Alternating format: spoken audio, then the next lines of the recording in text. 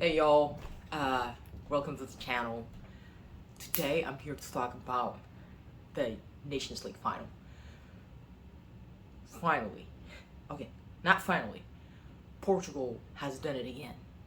They won the Nation Leagues for the second time, beating Spain with penalty shootout. I'm not lying. The last I think since Premier League is over, like La Liga is over, like all the European domestic leagues are over, I was a little bit bored. I think my life is associated with soccer, I think, or football. And I was a little bit bored, but the last 4 days, how many games we've watched, and all of them were it's beautiful. But I want to talk about today's game.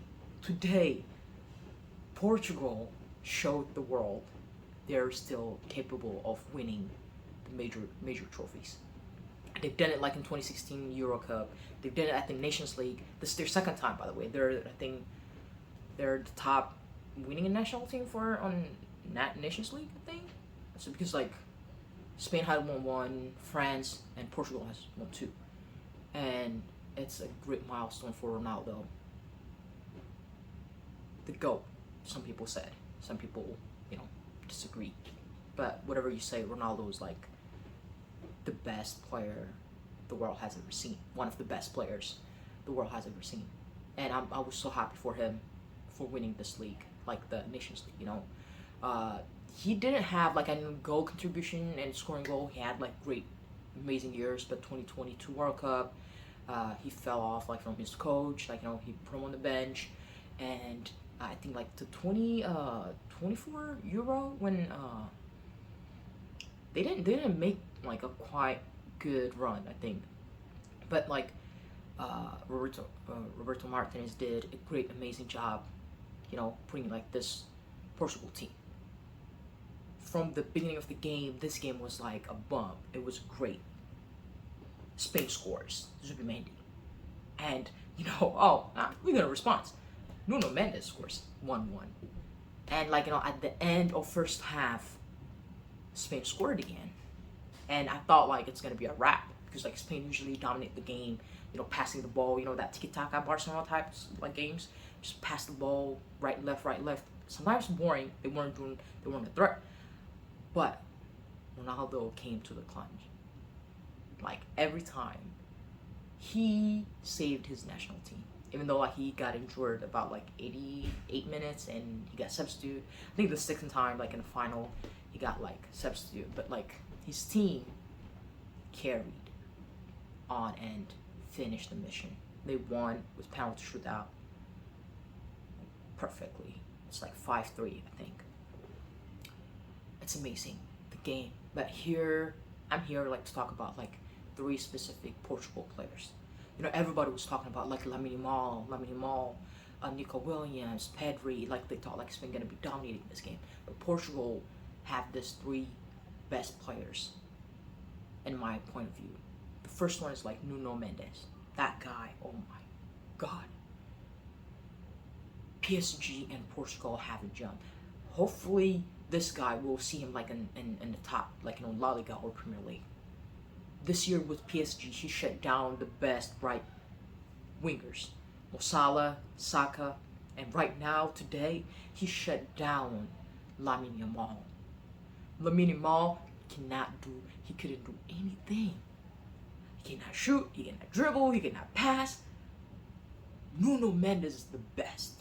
I think if you can put him, if Real Madrid buys him, he definitely can put Mendy on the bench, Garcia on the bench. It's 100% guaranteed. If he goes to Barca, Balde, definitely on the bench. Liverpool, Man City, Arsenal, every Man United, every top teams in the world, he can play, I think, in that left back position. And the second player I want to mention, even though he didn't have the best game today, Joao, I think I'll call him Neves, but I don't know how they pronounce him, but Joao, sorry if I butchered his name, but that guy, he's 20, and I remember I think like a year ago when PSG signed him from Benfica, and I heard like they spent 70 million euro. I was like, that's crazy. I know it's PSG. I know they have the money, but 70 billion for 20 years old kid is crazy. He's like, he plays in Portuguese league, and you know, it's not top 5 league Portuguese league, right? We don't watch that much about Portuguese league, but the kid was like phenomenal. He was just one of the greatest kid.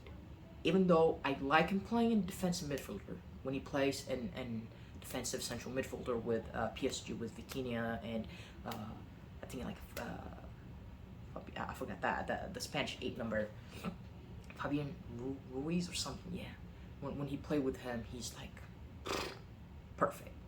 But today, for some reason, I don't know if Semedo had a problem or something, but he was playing on right back and he wasn't playing good. But Portugal has a future. And the third player I want to mention is like the GOAT, as I said. Some people call him GOAT, some people will disagree, you know, between Messi and him. But he's one of the greatest players in the world, Ronaldo. That guy, he deserves everything, I think. And he loves playing for Portugal. I think, in my opinion, I think he plays until he scores 1,000 goals. Which means like he's gonna play for the next 2 years, and he could be like in the World Cup in 2026, right? If he plays until 2026, he can be on a bench or like a starter, but this Portugal team has a future. They can go on and win the World Cup 2026, and that's gonna be like beautiful career ending for Ronaldo if they accomplish that. That's like a big if. We know like it's World Cup and it's gonna be like 48 teams, I think. It's gonna be like a huge one. It's gonna be in the US. Come on, we cannot wait to watch that. But even if he retires tomorrow, if he say like I'm done, I've won like 3 major trophies with Portugal and I'm done, and come on, this Portugal team is still capable of winning like big things without Ronaldo, right? Like we saw how after he left, like, you know, they played with a great like manner. I don't know if I call it that, but they were playing as a team, like PSG team. You know, no super like, you know, like a major big player, but like everybody was like defending at the same time, counter attack.